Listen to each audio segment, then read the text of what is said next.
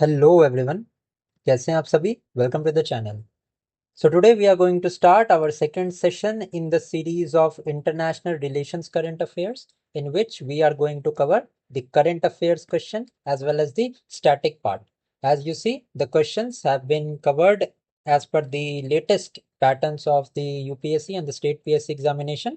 Already we have finished some of the questions. अगर आपने वो questions नहीं देखे हैं तो you can click the I button and watch that video first. So let us start our today's session. Now let us start our today's session.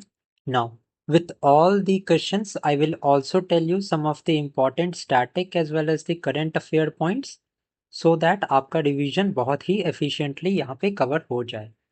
So let us start with our first question, that is question number 11. With reference to the International Monetary Fund, consider the following statements. Now, first and the foremost important thing you need to know about is about the IMF. Now this IMF, it was established in the year 1944, and if I ask you about the headquarters of the IMF, so it is located in Washington. Okay. Now the summit or the conference that is associated with the IMF is the Bretton Woods Conference. I think इतनी बातें तो सबको पता होगी ही. Okay. Now IMF का primary function क्या है? This is also very important. So the primary importance or the primary role of the IMF is to maintain the global macroeconomic stability, and in addition to that, balance of payment crisis से related जिन countries को balance of payment का crisis होता है उनको funds provide करना and उनको exchange rate में flexibility provide करने का काम दिस IMF डज.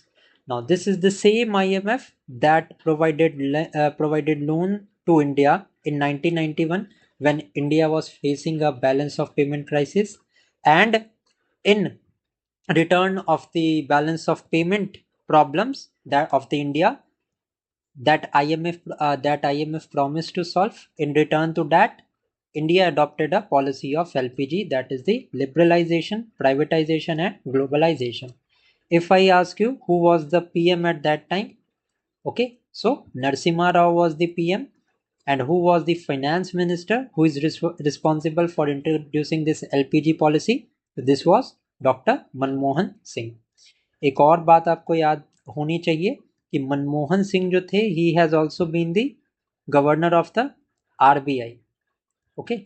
एंड इसके एडिशनल अगर मैं बात करूं तो he has also been a Rajya Sabha member from the state of Rajasthan. ठीक है. नौ इतनी बातें आपको पता होनी चाहिए. Now let us see the question. The SDR serve as a physical currency that can be traded by private entities and member countries. अब first and the foremost thing you need to know about the SDR, that it is not a claim. ठीक है. This is not a claim. It is a fictitious asset, or you can say it is not a physical currency. Also it is not a claim on IMF. This SDR का primary function होता है quota allot करना. ठीक है. The quotas that each countries have. So it does not serve as a physical currency. ये point आपका extremely यहाँ पे इनकरेक्ट है. Okay. Now let us see the second option. अब यहाँ पे अगर करेक्ट स्टेटमेंट की बात करें ना तो first straight away we can eliminate. Okay, because it is not a physical currency. तो करेक्ट आंसर हमारा 2 and 3 आएगा. ओके. नाउ नेक्स्ट देखते हैं. The extended fund facility assist the countries experiencing serious payments imbalances due to structural impediments और slow growth.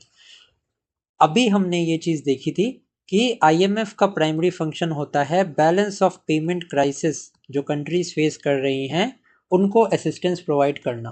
तो बिल्कुल second statement हमारा correct है. एंड यहाँ पे आपको ये चीज पता होनी चाहिए कि extended fund facility, rapid credit facility, all of this are the component of the IMF only. ठीक है. ये rapid credit facility has also been asked in the UPSC examination. UPSC का ये PYQ है। ओके, एक्सटेंडेड फंड फैसिलिटी के बारे में भी आपको पता होना चाहिए। This is also a fund under the IMF। Next is the Resilience and Sustainability Trust offers a long-term financing at affordable interest rate to build resilience against the external shock. Again, this is related to the balance of payment. So IMF would certainly help the country in that. So Resilience and Sustainability Trust भी IMF का एक component है। So IMF के बारे में कुछ important points मैंने बता दिया। एक तो हो गया SDR एंड इसके अलावा एक RTP है। ठीक है, RTP भी आप ध्यान रखना, रिजर्व ट्रांसपोजिशन। अब ये डिटेल में क्या है, this you not need to know because ये आपके लिए उतना इंपॉर्टेंट नहीं है। Reserve transposition this is also related to the IMF only, इतनी बात आप ध्यान में रखना। इसके एडिशन में एक एक्सटेंडेड फंड फैसिलिटी आपको ध्यान में रखना है and resilience and sustainability trust भी आपको ध्यान में रखना है। Now let me tell you a very interesting point. कभी भी अगर आप यूपीएससी का एग्जाम दे रहे हो एंड वहां पे कोई फंड का नाम पूछा या कोई ऑर्गेनाइजेशन का नाम पूछा या कोई रिपोर्ट का नाम पूछा, अगर आपको आंसर नहीं पता है तो मोस्ट लाइकली उसका आंसर या तो IMF होगा और वर्ल्ड बैंक होगा। मतलब मेजोरिटी, मैं ये नहीं बोल रहा हूँ कि हर केस में ये वर्क करेगा, but majority of the cases में आप देखोगे कि या तो आंसर IMF है या वर्ल्ड बैंक है। This you can try on the PYQs। Okay, so यहाँ पे सेकेंड एंड थर्ड स्टेटमेंट हमारा एब्सोल्युटली करेक्ट है। अब a report is release by the IMF, ये आपको पता होना चाहिए, वैसे सबको पता ही होगा who are preparing seriously. So world economic outlook this is released by the IMF। Okay, so यहाँ पे 2 and 3 हमारा एब्सोल्युटली करेक्ट आंसर है। Let's now move to the next question. अब एक्सप्लेनेशन में क्या है, the SDR is an international reserve asset not a currency. Okay, next देखते हैं। With reference to the Shanghai cooperation organisation consider the following statement. अब ये question हमारा SCO पे है। ठीक है, this has been in news. ठीक है, बहुत इंपॉर्टेंट है, सो दिस इज इंपॉर्टेंट। अब सबसे पहला तो ये अगर मैं बताऊं आपको कि SCO के कितने मेंबर्स हैं, तो ये आप मुझे कमेंट सेक्शन में बताना कितने मेंबर्स हैं। एंड इंडिया तो बिल्कुल सही मेंबर है इसका, and Pakistan is also a member. Okay, सो इस चीज़ को आप ध्यान में रखना। बेलारूस भी मेंबर है SCO का। ठीक है, अब अगर मैं बात करूं हेडक्वार्टर्स की ऑफ द SCO, तो headquarter is situated in Beijing China. Okay, ये एक इंपॉर्टेंट चीज है आपके लिए। इसके अलावा एक ऑर्गेनाइजेशन है which is related to SCO, that is RATS. ठीक है, RATS is the name of the organisation. RATS का फुल फॉर्म क्या है, रैट्स का फुल फॉर्म है regional anti terrorist structure, and this organisation is based on Tashkent. Tashkent में ये based है। ठीक है, उज्बेकिस्तान में। सो रैट्स के बारे में आपको पता चल गया एंड SCO के बारे में आपको थोड़ी सी इंफॉर्मेशन मैंने यहाँ पे दे दी है। सो India was one of the founding member of the SCO when it was officially established at Shanghai Summit in 2001। तो यहाँ से आपको एक और स्टैटिक पॉइंट पता चला होगा कि SCO जो है वो इस्टेब्लिश हुआ था 2001 में। बट मैंने आपको क्या बताया था कि इंडिया एंड पाकिस्तान ने लेटर टाइम्स में ये ऑर्गेनाइजेशन को ज्वाइन किया था। अराउंड 2016-2017 में SCO को ज्वाइन किया था इंडिया ने। India is not a founding member of the SCO। On the other hand अगर मैं बात करूं सार्क की, विच वॉज एस्टैब्लिश्ड इन 1985, तो इसका इंडिया एक फाउंडिंग मेंबर है। इंडिया के साथ साथ Maldives is also a founding member of SAARC. ठीक है, ये चीज आप ध्यान में रखना। सार्क से रिलेटेड रिसेंटली एक क्वेश्चन पूछा गया है CDS 2026 एग्जामिनेशन में कि which of the following were not a founding member of SAARC. तो उसमें India, Maldives, Nepal and I think एक अफगानिस्तान का ऑप्शन था। तो करेक्ट आंसर आपका होता Afghanistan was not a founding member. Afghanistan ने लेटर टाइम्स 2006-2007 के टाइम में सार्क को ज्वाइन किया था। ठीक है, तो यहां से पहला स्टेटमेंट हमारा इनकरेक्ट है। ओके, नाउ अगर मैं बात करूं current affair point of view से, तो यहाँ पे 25th SCO समिट जो है this was held in China, and China की कौन सी सिटी में, तो ताइंजीन में। एंड यहीं से द ताइंजीन डिक्लेरेशन यहाँ पे इंपॉर्टेंट हो जाती है, जो कि SCO में है, because this SCO summit was held in Tianjin, China. Okay.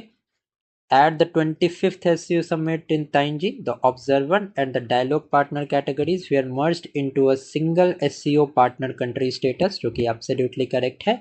Next है हमारा the SCO has been granted the observer status in the Commonwealth of the Independent State. Second and third statement, दोनों statement हमारे यहाँ पे absolutely correct हैं। So यहाँ पे हमारा second and third is the correct answer. Okay, अब ये स्टेटमेंट फर्स्ट को आप बहुत ध्यान से पढ़ लेना एंड इसको रिवाइज कर लेना।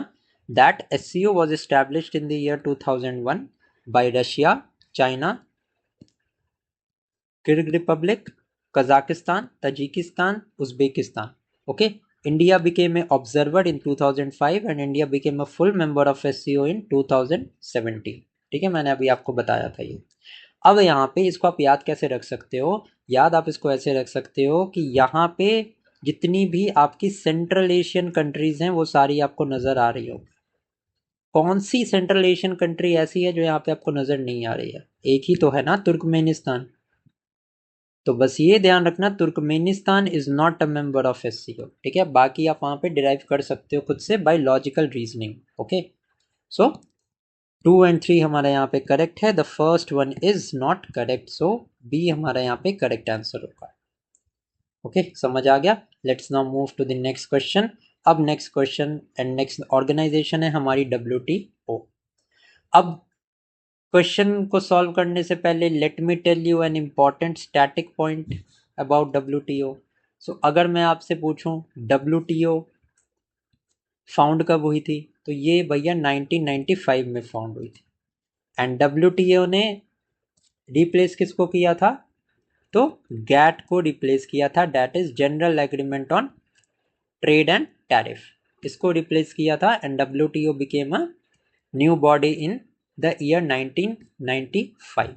अगर मैं बात करूं हेडक्वार्टर्स की, तो हेडक्वार्टर्स कहाँ है WTO का? हेडक्वार्टर्स है जिनेवा में। ठीक है, WTO का हेडक्वार्टर्स है जिनेवा में।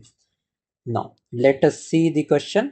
The WTO Agreement on Fisheries Subsidies is WTO's first multilateral agreement centered specifically on the environmental subsidies, sustainability. Next, India recently ratified the WTO Agreement on Fisheries Subsidies to eliminate subsidies for its small fisheries. And third, under the SCM agreement, subsidies contingent upon the use of domestic over imported goods are classified as prohibited subsidies. Now, यहाँ पे अगर मैं बात करूँ correct statement की, तो second statement हमारा incorrect है। Why it is incorrect? Because India ने ज्वाइन नहीं किया था स्मॉल फिशरीज से रिलेटेड जो पैक्ट यहाँ पे पास हुआ था। फिशरीज सब्सिडीज को पास नहीं किया है इंडिया ने, दैट इज वाई यहाँ पे सेकेंड स्टेटमेंट गलत होगा। First and third statement will B correct. But यहाँ पे इंपॉर्टेंट पॉइंट आपके लिए ये जानना है कि WTO की 14th मिनिस्टीरियल कॉन्फ्रेंस कहाँ हुई थी, ये क्वेश्चन आ सकता है। सो WTO की 14th मिनिस्टीरियल कॉन्फ्रेंस ये हेल्ड हुई थी कैमरून में। एंड आपको ये पता होना चाहिए कि कैमरून जो है it forms a part of the Congo drainage basin. ठीक है, कॉन्गो रिवर की ड्रेनेज बेसिन का पार्ट है कैमरून। ठीक है, इंपॉर्टेंट चीज है, ये आपको पता होनी चाहिए। ओके, एंड कैमरून के याओंडे में इट वाज हेल्ड, याओंडे। सो अगर आपसे याओंडे डिक्लेरेशन पूछ लिया जाए तो एटलीस्ट अगर आपको कुछ ना पता हो तो एटलीस्ट आपको इतना पता होना चाहिए कि Yaounde declaration is related to WTO। Okay, इतनी बात आपको पता होनी चाहिए। इसके अलावा अगर मैं बात करूं, अफ्रीका की बात हो रही है तो प्लेसेस इन न्यूज़ इंपॉर्टेंट है। अब यहाँ पे कुछ मैं आपको प्लेसेस इन न्यूज़ बताता हूँ, जैसे दारफूर। दारफूर is important, it is situated in south Sudan. ठीक है। इसके अलावा अगर मैं आपसे बात करूं तो विक्टोरिया डिक्लेरेशन इज इंपॉर्टेंट। अब ये विक्टोरिया डिक्लेरेशन किस चीज से रिलेटेड है, ये भी करंट अफेयर्स का पार्ट है। So this is related to the wetlands. ठीक है, क्योंकि जो रामसार कन्वेंशन की कॉन्फ्रेंस ऑफ पार्टीज है ये विक्टोरिया में हुई थी। ठीक है। So Victoria declaration is related to wetlands, इसको आपको ध्यान में रखना है। रामसर साइट्स की बात करूं, रामसर कन्वेंशन की बात करूं तो 1971 में ये साइन हुआ था, which is for the sustainable use of the wetlands. And अगर मैं बात करूं रिसेंटली एडेड वेटलैंड्स तो छारी ढांड इन गुजरात, शेखा लेक सेंचुरी इन उत्तर प्रदेश, पटना सेंचुरी इन उत्तर प्रदेश, इसके अलावा कोपरा रिजर्वायर इन छत्तीसगढ़, ये सारे अभी रिसेंट रामसर साइट्स हैं जिसके बारे में आपको पता होना चाहिए, क्वेश्चन एग्जाम में आ सकता है।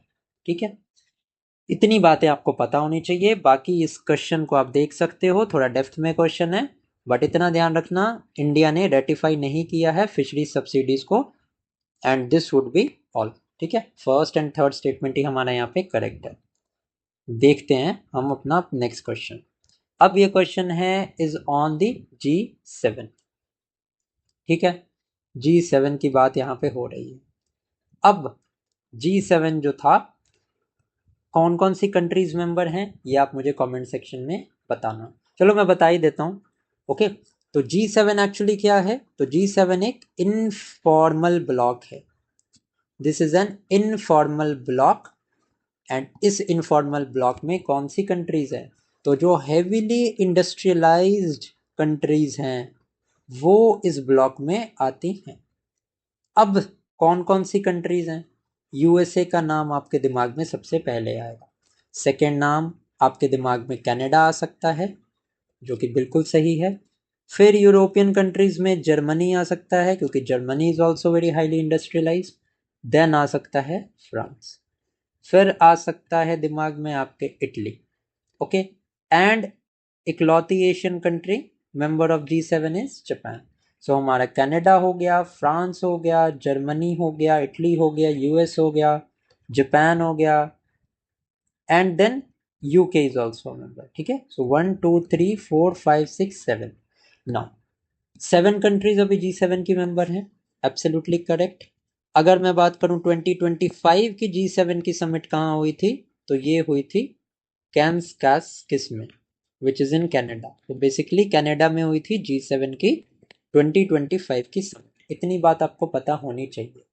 और एक इंपॉर्टेंट चीज, अगर मैं बात करूं where is the headquarter of the G7, so it does not have a permanent headquarter और सेक्रेटेरिएट।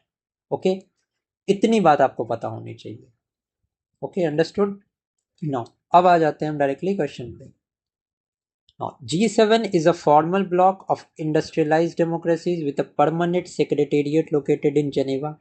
अभी मैंने जस्ट आपको बताया it is a informal block. सबसे पहले तो आपको यहीं पे क्वेश्चन को आइडेंटिफाई कर लेना है कि this is a informal block. Okay, अगर आपको ये ब्लॉक के बारे में नहीं भी पता है तो नो इश्यूज, अगर आपने ये सही कर दिया तो you are making a blunder. अगर आपने परमानेंट सेक्रेटेरिएट G7 का ये बता दिया कि this is in Geneva, so this is a big issue. Why? Because अभी हमने डिस्कस किया था कि G7 का परमानेंट सेक्रेटेरिएट नहीं है। ओके, नाउ अब Russia was a member of this forum from 1998 to 2014, during which time the bloc was called G8. बिल्कुल एब्सोल्युटली, पहले this block was known as G8 क्योंकि Russia was a member, but 2014 में Russia ने annex कर लिया था Crimea का कुछ region. So due to this annexation of this Crimea region by Russia, Russia को इस ग्रुप से निकाल दिया गया था and then this block was known as the G7 bloc. Okay, तो second statement is absolutely correct. Now, although not a formal G7 member, the European Union participates in the annual summit. Absolutely correct है, European union participate करता है, although it is not a formal member of G7. हालांकि एक बात आप ध्यान रखें कि European union is a member of G20, ठीक है, एंड एक और रीजनल यूनियन और रीजनल एसोसिएशन मेंबर है यूरोपियन यूनियन का, वो क्या है? African union. ओके, मेरे कहने का ये मतलब है कि presently 19 countries and 2 regional blocks जो हैं वो मेंबर हैं G20 के। एक तो हो गया हमारा यूरोपियन यूनियन, ठीक है, एंड दूसरा हो गया अफ्रीकन यूनियन। एंड ये African union it became a member of G20 in the year 2023, ठीक है। 2023 में जब the India was hosting the presidency, India was hosting the G20 summit, and New Delhi Declaration was signed, and in this New Delhi Declaration, African Union became a permanent member of G20. अगर मैं बात करूं African union के headquarters की, तो this is situated in Aedes अबाबा। Okay, now इसके अलावा places on in news की मैं आपको बता देता हूँ। इथोपिया में आपको पता होना चाहिए एक रीजनल डिस्प्यूट है over the blue Nile river, and ये ब्लू नाइल रिवर जो है वो ओरिजिनेट करती है इथोपिया में, एंड इस ब्लू नाइल रिवर के ऊपर there is an ongoing conflict between Ethiopia and Egypt. Why it is in news? Because Donald Trump ने ये कहा है कि I would like to resolve the dispute between I will like to resolve the dispute for the blue Nile river with Ethiopia and Egypt. So ये blue Nile originates from Ethiopia. इसके additional जो Hayli Gubbi volcano है, this has recently erupted in Ethiopia, जिसकी जो volcanic ash है it has travelled as far as India. So this is also very much important. ये places in news में ये reason को आप पूछ सकते हैं। ओके, सो इतनी बातें आपको पता होनी चाहिए। सो यहाँ पे अगर हम बात करें तो फर्स्ट हमारा स्टेटमेंट इनकरेक्ट है, second and third statement would be absolutely correct. Okay, G7 is an informal block. It lacks a permanent structure or secretariat. ये तो हमने यहाँ पे देख लिया। Let's now move to the next question. अब आता है बहुत एक important question which is regarding the BRICS grouping. Now, अब बात करें अगर हम ब्रिक्स की, तो आपको ये चीज पता होना चाहिए कि ब्रिक्स का founding member is Brazil, Russia, India, China and south Africa. इसके अलावा जैसे मैंने IMF के बारे में आपको बताया था कि कौन से दो, मैंने आपको भी बताया था कौन सी अरेंजमेंट्स जो हैं वो एसोसिएटेड हैं, तो यहाँ पे contingent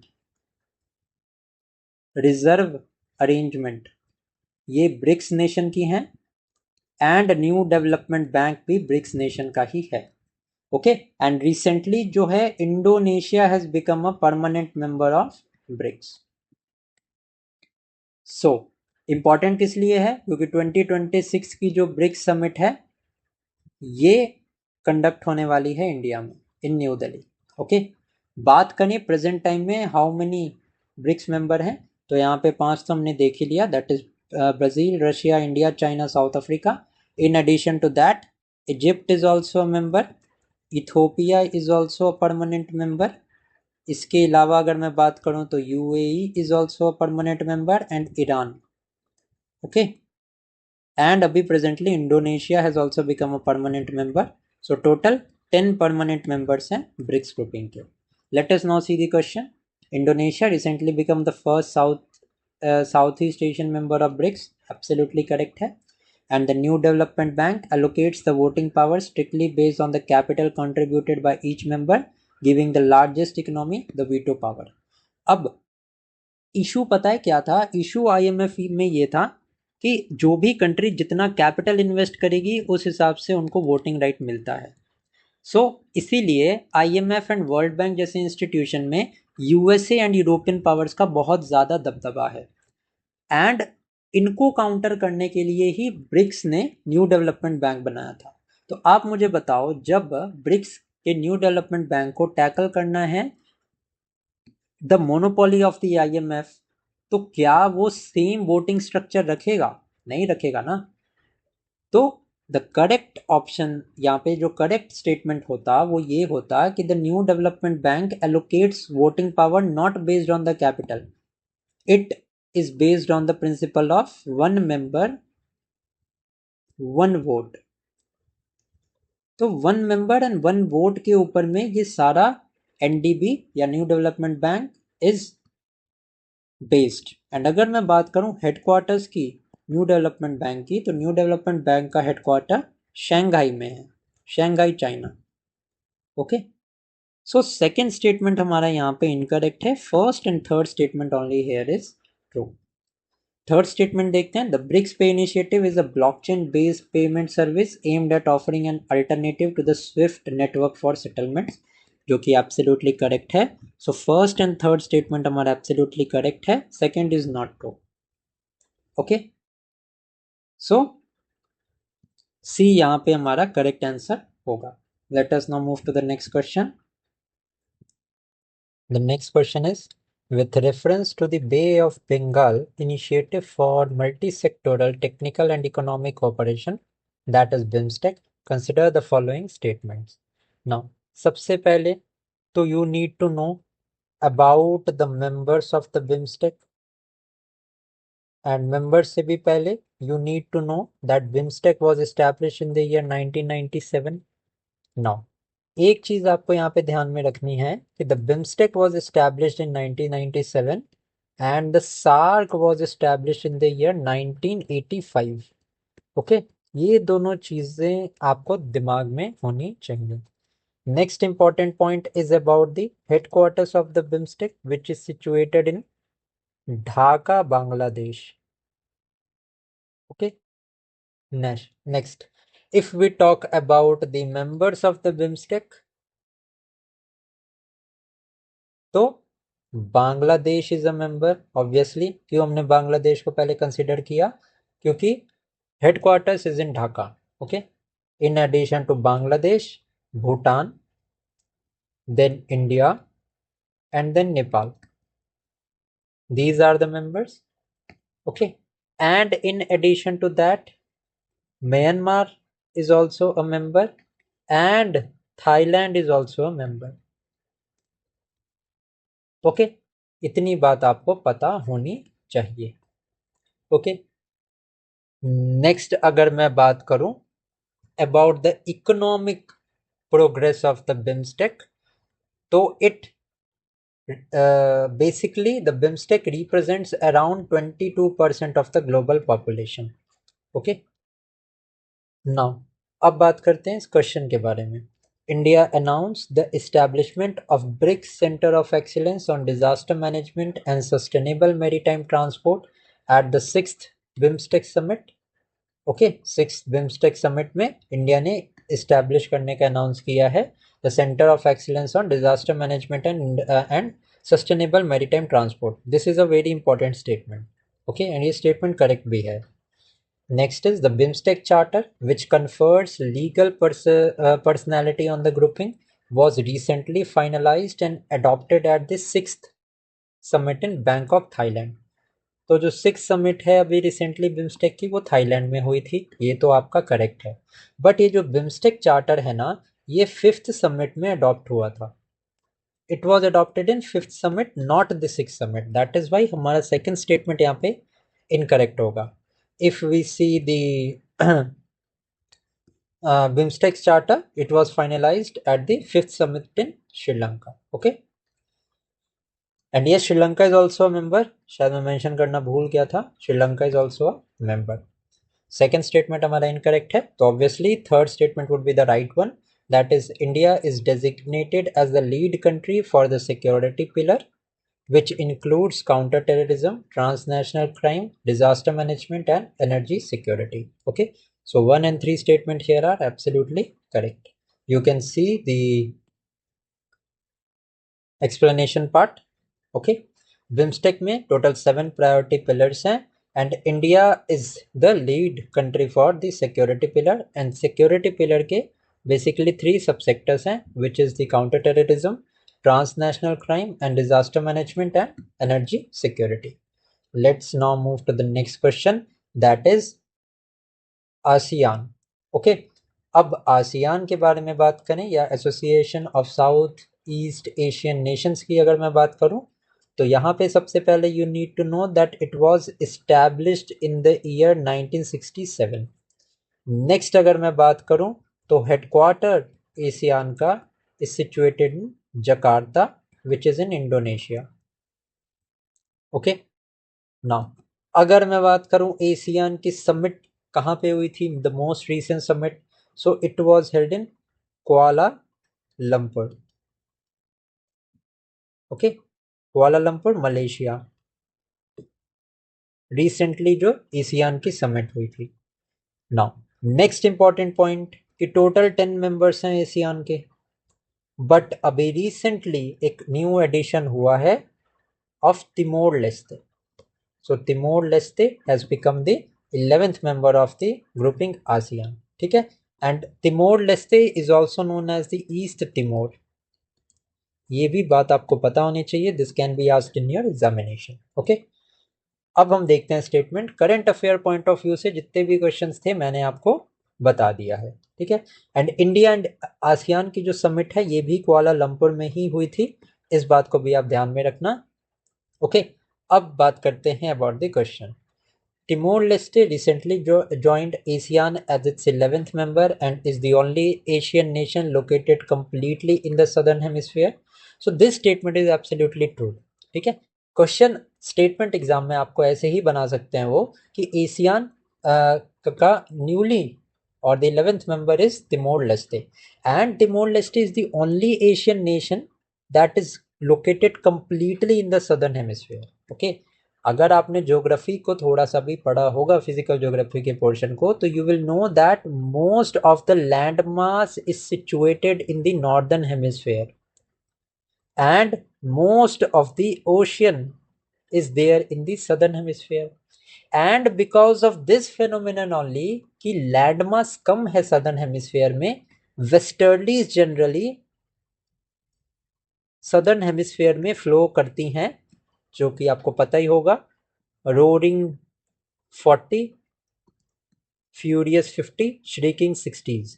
These are the winds that blow in the southern hemisphere क्योंकि लैंड मास नहीं होता है, and these are the high velocity winds. Okay, तो ये मैंने आपका फिजिकल ज्योग्राफी भी यहाँ पे थोड़ा सा रिवाइज करवा दिया. ठीक है, सो फर्स्ट स्टेटमेंट तो एब्सोल्युटली करेक्ट है हमारा.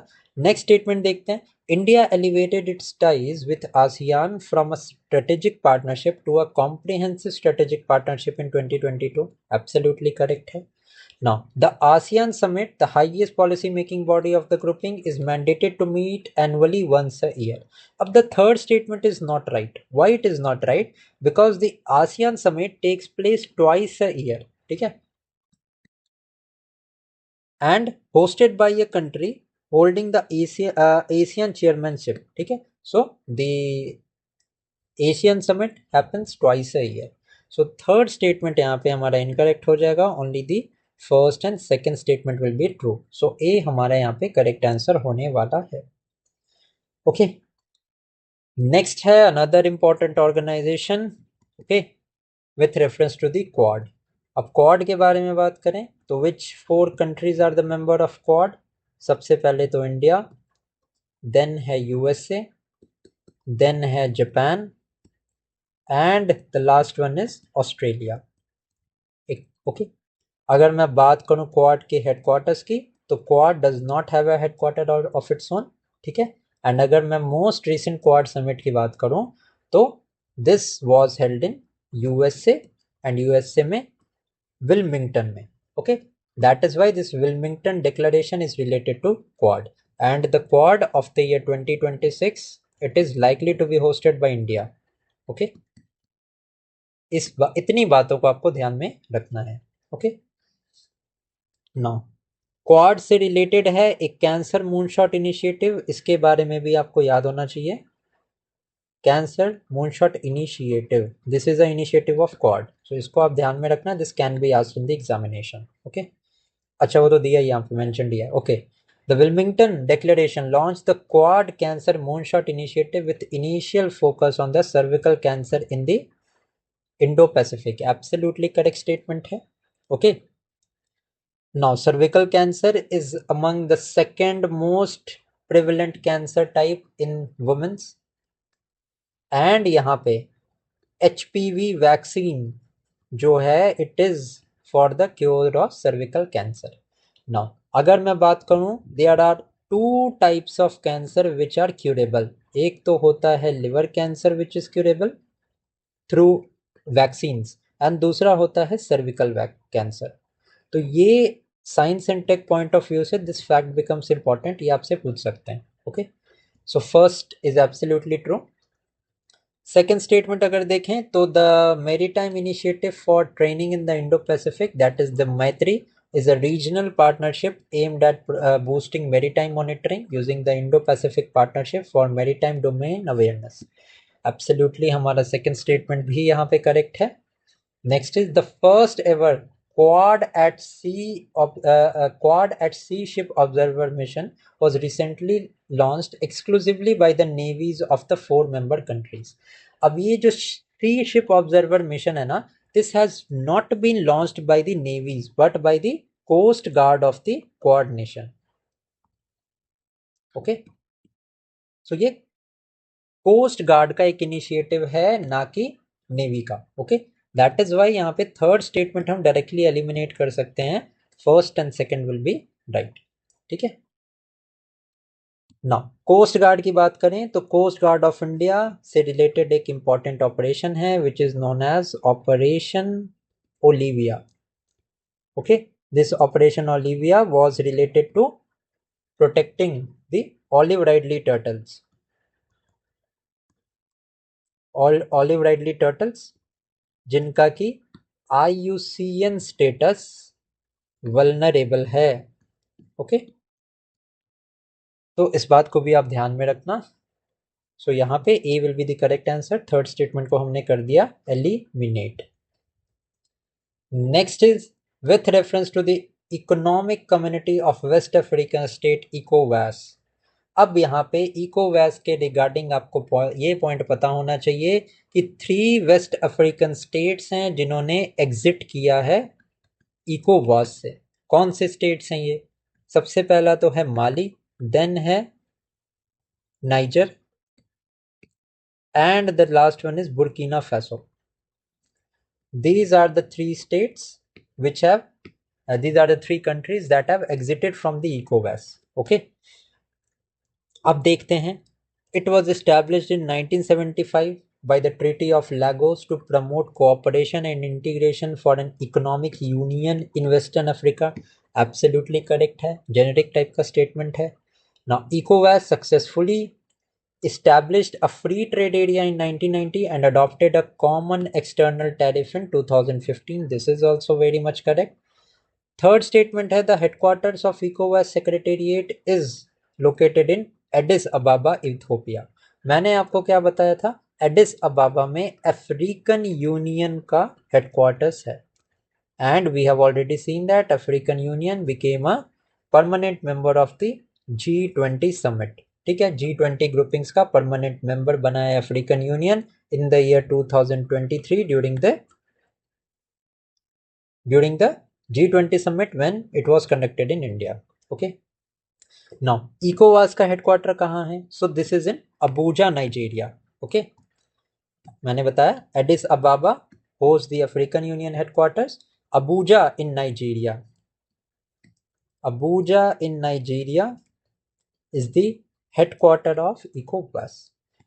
So third statement will automatically हम इसको incorrect कर देंगे and the correct answer would be 1 and 2. Let's now move to the next question, that is the with reference to the International Atomic Energy Agency and the Iran nuclear deal, consider the following statement. Now, the IAEA was established as an autonomous international organization within the UN and was awarded the Nobel Peace Prize in 2005.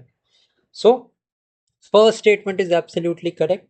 It is an autonomous international organization and it has been awarded the Nobel Peace Prize in 2005.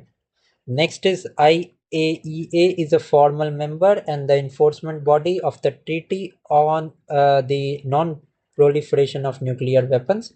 The statement is incorrect. And the Joint Comprehensive Plan of Action was a nuclear deal signed exclusively between Iran and United States in the year 2015. Second and third statement both are incorrect. Why they are incorrect? Let us see. Now, सबसे पहला तो International Atomic Energy Agency is not a member of the Treaty of NPT. Okay, IEA is the not a member of the NPT treaty. Second is Joint Comprehensive Plan of Action that was signed in the year 2015, which was related to the nuclear deal. It was not signed exclusively between USA and Iran, but it was signed with the 5 permanent members of the United Nations Security Council, that is known as the P5. कौन से हैं? France है, China है, Russia है, Germany, UK and US. Okay, so P5+1 के साथ यहाँ पे डील साइन हुई थी, not exclusively with US. That is why हमने सेकेंड एंड थर्ड स्टेटमेंट को यहाँ पे एलिमिनेट कर दिया. The correct answer will only be the first statement. अब बात करते हैं नेक्स्ट स्टेटमेंट की, नेक्स्ट क्वेश्चन की. With reference to the North Atlantic Treaty Organization NATO, consider the following statement. अब सबसे पहले तो नेटो कब फॉर्म हुआ था? 1949 में फॉर्म हुआ था. ठीक है. हेडक्वार्टर कहाँ है? तो ब्रसेल्स में है. ये तो पता ही होगा आपको. Okay. Now it operates on a principle of collective defense under Article 5, meaning an attack on one member is considered an attack on all. Absolutely correct है. And ये सबसे important statement है आपके लिए. Why it is important? Because of this Article 5. This Article 5 की वजह से ही 2022 से यूक्रेन एंड रशिया का वॉर स्टार्ट हुआ है. Because Ukraine wanted to join this NATO and जैसे ही यूक्रेन जो है वो नेटो ज्वाइन करता, अगर रशिया यूक्रेन पे अटैक करता तो it would be considered as an attack on all NATO nations under article 5, क्योंकि आर्टिकल 5 ऑफ द नेटो ये कहता है कि अगर किसी भी एक मेंबर पे अटैक होगा तो it will be considered as an attack on all the members. Okay.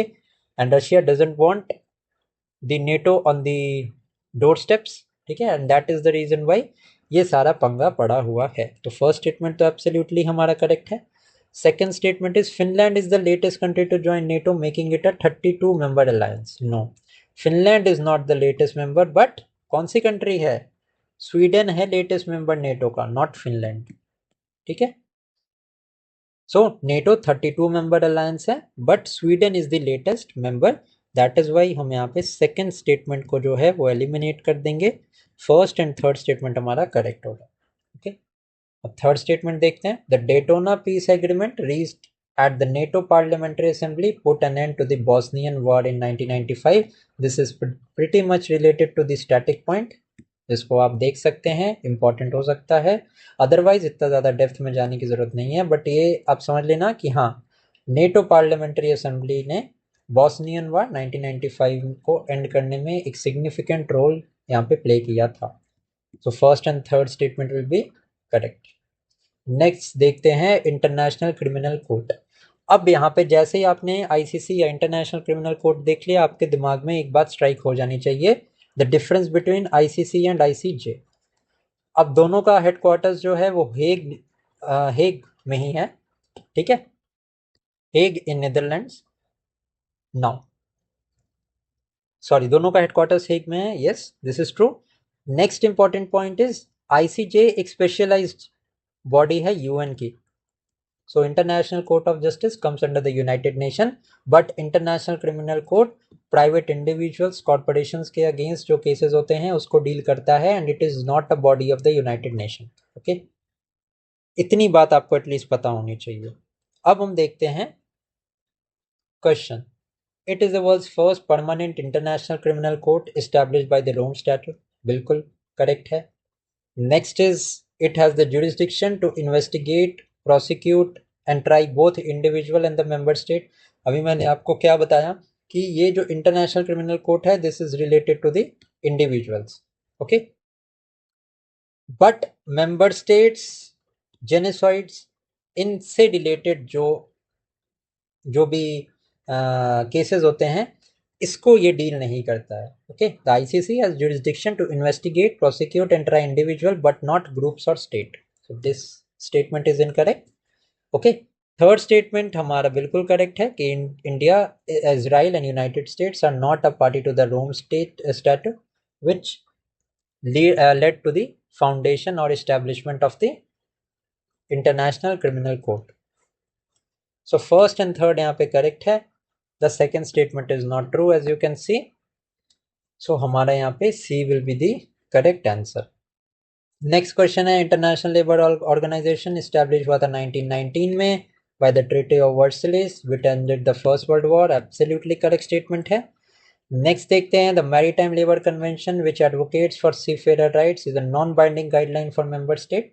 Second statement हमारा इनकरेक्ट है क्योंकि maritime labour convention is binding. Okay, the second statement जो यहाँ पे दिया है it is a binding international law. Second statement में हमें नॉन बाइंडिंग दिया था, दैट इज वाई हमने इसको एलिमिनेट कर दिया.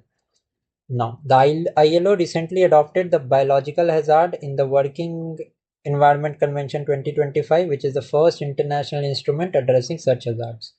The third and the first statement is absolutely correct. Okay. Next देखते हैं. Now, let us do one thing. आज की इस लेक्चर को 40+ मिनट्स का ये लेक्चर हो गया है. So let us keep this lecture till here only. Okay. Next lecture में we will do the remaining questions and I hope कि ये लेक्चर से आपको, ये सेशन से आपको काफ़ी बेनिफिट हो रहा होगा. अगर बेनिफिट हो रहा है तो प्लीज़ आप कमेंट सेक्शन में मुझे ज़रूर बताना so that I can bring such lectures. Okay, अलग अलग सब्जेक्ट्स के. So thank you for watching this video and keep studying.